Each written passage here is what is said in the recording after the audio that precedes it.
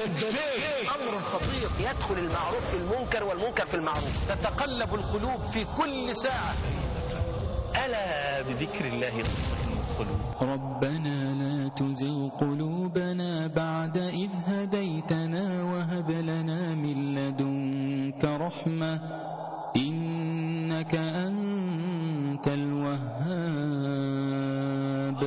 أنا بسألك قلبك فين؟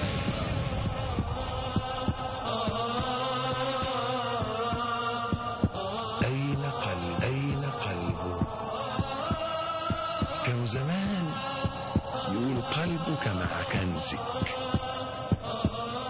يعني الإنسان قلبه مع كنزه، مع فلوسه. فاللي حاطط فلوسه صيغة في إيد مراته قلبه في إيد مراته، واللي حاطط فلوسه في البنك قلبه في البنك، واللي بيضرب في البورصة قلبه في البورصة. كان كده. دلوقتي صراحة الأمر بقى أسوأ من كده. أين قلبك؟ اديته لامرأة فهي تلعب به.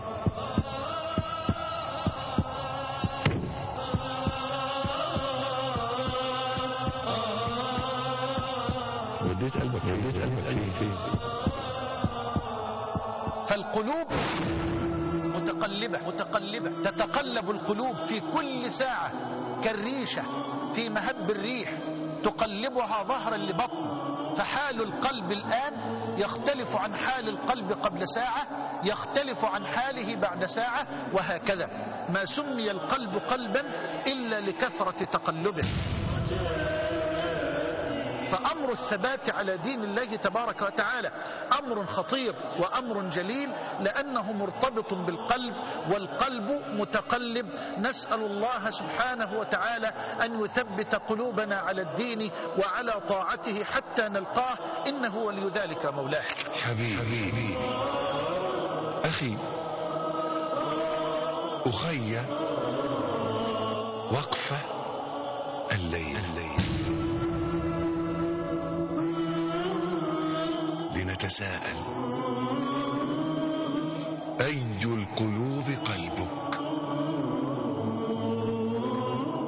هل قلبك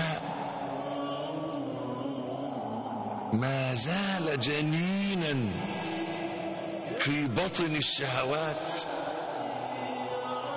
ما زلت يا مسكين تفكر ببطنك وفرجك؟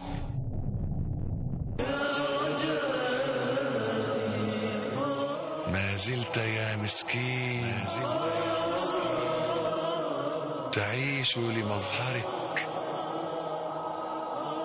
ودنياك؟ أما أن يخرج قلبك إلى فضاء العبودية؟ ما زلت يا مسكين يرضي زيف مال نشوة شهوة ونسيت ما وراءك يا مسكين. إن غلبت مواد الإيمان على القلب صار القلب بفضل الله تبارك وتعالى قلبا سليما، وإن غلبت مواد النفاق على القلب صار القلب ولا حول ولا قوة إلا بالله قلبا منكوسا.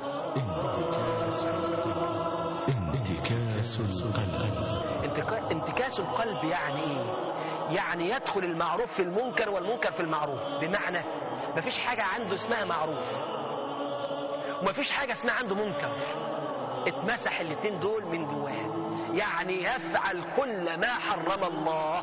وايه تاني؟ الحاجة التانية ملوش دعوة بالأوامر، يعني وبالوالدين إحسانا لا مفيش إحسان للوالدين.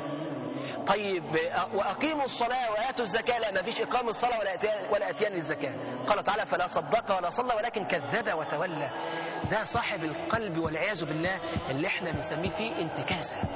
انتكاس القلب من أهم العقوبات الدنيوية لمن يفعل المعصية، ودي موجودة عند ناس كتير على فكرة. انتكاسة القلب، تلاقي قلبه ده فيه برودة ما بعدها برودة. إنسان ما فيش إحساس مجرد من الإحساس، لو شاف واحد كفيف بيعدي طريقه على ضربه ما بيتحركش له، ملوش دعوة بيه. الحاجة التانية، عند فعل الحرام يفعل الحرام ولا يخشى من الله ولا من الناس والعياذ بالله. ده اسمه انتكاسة القلب. ده قلبك. انت بتهرب ليه؟ ده قلبك انت، ده قلبك انت من غير ما تزعق، ما تتخضش، بالراحة خالص، بمنتهى الهدوء. ده قلبك. قلبك دنيا، إذا أعطي رضي وإذا منع سخط. ده قلبك عايش بتدور تاكل ايه، تشرب ايه، تركب ايه، تفسح فين، تنام ازاي، تنام امتى، تنام فين، تصاحب مين، تتكلم مع مين، غير تليفونات، غير. هو ده انت، هو ده المنكوس. يا منكوس يا موكوس. مش دقت حلاوة السجود، مش دقت حلاوة الستر، مش دقت حلاوة القرب، مش عشت حلاوة الأنس. بعت كل ده ليه؟ استبدلت ده بمقابل ايه؟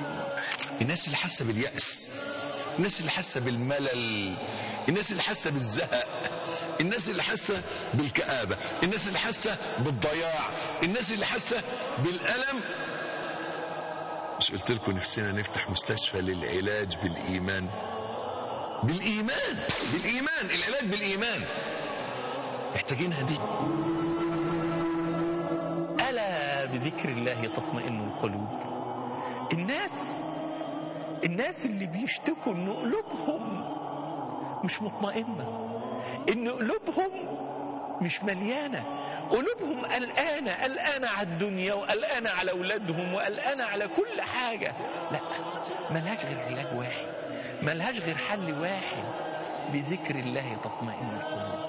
ألا بذكر الله تطمئن القلوب. قلبك مش هيطمن غير بذكر ربنا.